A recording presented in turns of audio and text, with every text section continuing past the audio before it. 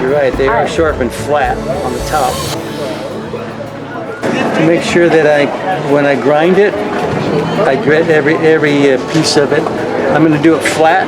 If I'm missing like the edge, I can tell that it still has marking on it. And then I have to adjust the angle just a little bit.